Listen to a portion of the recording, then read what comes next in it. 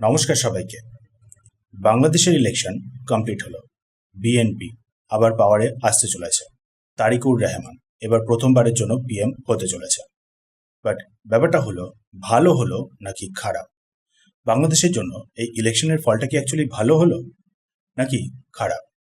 সাথে আমাদের ভারতের পার্সপেক্টিভ থেকেও এই ইলেকশনটা ভালো হলো নাকি খারাপ? চলুন ডিটেলসে জেনে নেওয়া যাক। প্রথমে তো ইলেকশনটা যে হয়েছে সেটা হয়েছে অ্যাকচুয়ালি প্রায় 300টা সিটের ওপরে। 212টা থেকে 217টার মতন বলা হচ্ছে বিএনপির কাছে যাবে, আর জামাতের কাছে যাবে বলা হচ্ছে 70 থেকে 72টার মতন। মানে বিএনপি জিতছে, এক্সট্রিম পার্টি জামাতে ইসলামী না। সো অবভিয়াসলি দেখুন, বাংলাদেশের দিক থেকে দেখতে গেলে ভালোই ব্যাপার।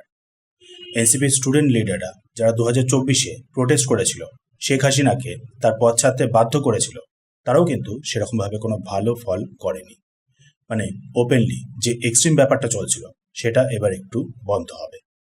পসিবলি এবার হয়তো বাংলাদেশ ফাইনালি গিয়ে শান্ত হবে, 2 বছর পর হয়তো ফাইনালি গিয়ে স্টেবল হবে। তার উপর বলা হচ্ছে যে বাংলাদেশের কনস্টিটিউশনেও নাকি এরপর বেশ কিছু আবার চেঞ্জেস করা হবে। পিএম এর টার্মকে লিমিট করা হবে 2 বার, ইউএস এর মতন করে। ইউএসএতে যেরকম প্রেসিডেন্টের টার্ম রয়েছে মাত্র 2 বার, সেরকম করেই লিমিট করা হবে এবার বাংলাদেশেরও পিএম এর টার্মকে। পসিবলি প্রেসিডেন্টের হাতেও এবার হয়তো বাংলাদেশে কিছু পাওয়ার ট্রান্সফার করা হবে, যাতে এক নাগাড়ে কোনো একটা নির্দিষ্ট পার্টি নিজেদের ইচ্ছা মতন কোনো কিছু করতে না পারে।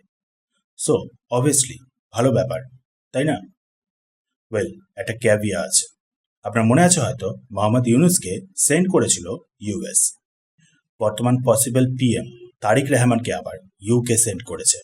মানে ইউকে থেকে 17 বছর পর তারিক রহমান বাংলাদেশে ফিরেছে। তারপর দেখুন, সবাই জানে ইউএস আর ইউকে হাতে হাত রেখে একসাথেই কাজ করে। সো অবভিয়াসলি সেখানে একটা ইন্টারেস্টিং ব্যাপার অবশ্যই আছে, চিন্তার বিষয় কিন্তু সেটা নিয়ে অবশ্যই রয়েছে। নাও তার উপর দেখুন, বিএনপি কিন্তু আবার হিস্টোরিক্যালি ছিল অ্যান্টি ইন্ডিয়া পার্টি।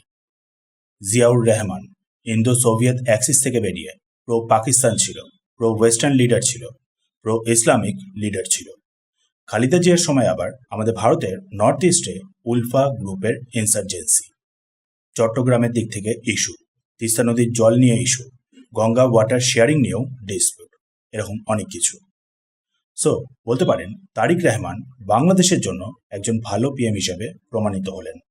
বাট আমাদের ভারতের দিক থেকে কিন্তু একটা দ্বন্দ্বের মধ্যে থাকার ব্যাপার আছে। বলতে পারেন বাংলাদেশে এইবার সেই পার্টিটা জিতেছে যেটা আমাদের ভারতের ক্ষেত্রে হবে কম পরিমাণে ওয়ার্স্ট। মানে জামাত বা এনসিপি আসলে আমাদের ভারতে যতটা ক্ষতি হতো ততটা বিএনপি আসার কারণে হবে না। আবার দেখুন, হতেই পারে নতুন করে আবার সব ইকুয়েশন তৈরি হলো।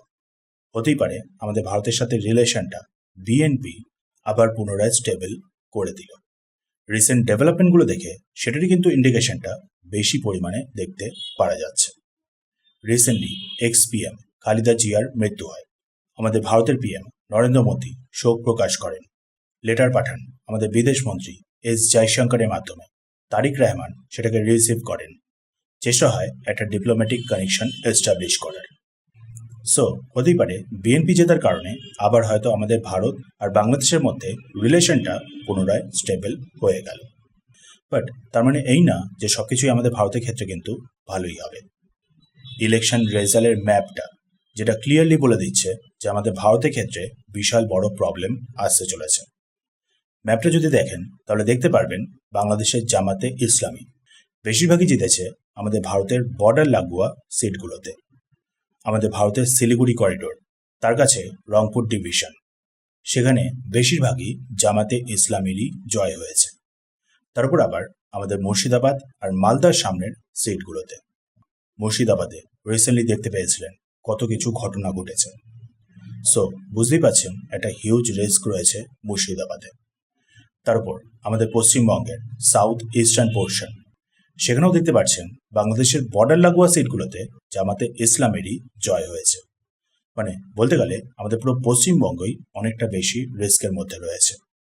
তার উপর আবার আসামের কাছাকাছি সিটগুলোতেও জামাতে ইসলামেরই জয় হয়েছে। মানে সেখান থেকেও আসামের বিশাল বড় একটা রিস্ক। কন্টিনিউয়াসলি আমাদের ভারতের আসাম ইনফিল্ট্রেশন নিয়ে প্রবলেম ফেস করছে। তার উপর আবার আমাদের পুরো পশ্চিমবঙ্গ জুড়ে বর্ডার ফেন্সিং এখনও পুরোপুরি কমপ্লিট হয়নি। আর সবথেকে ওয়ার্স্ট ব্যাপারটা হলো কিছুদিন পরেই আবার আমাদের ওয়েস্ট বেঙ্গলেও ইলেকশন।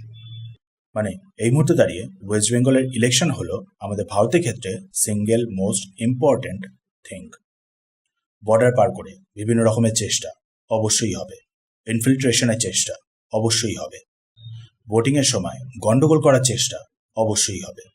প্লাস বাংলাদেশের জামাতে ইসলামী আবার এই মুহূর্তে পুরোপুরি ফ্রি ওপেনলি রোম করছে, শেখ হাসিনা থাকাকালীন যেটা তারা কোনোভাবে করতে পারেনি। মানে বুঝতেই পারছেন ইলেকশনের রেজাল্টের যে ম্যাপটা সামনে আসছে সেটা কিন্তু আমাদের ভারতের ক্ষেত্রে কোনোভাবেই ভালো ইন্ডিকেশন না, বিন্দুমাত্র ভালো মেসেজ না আমাদের ভারতের উদ্দেশ্যে।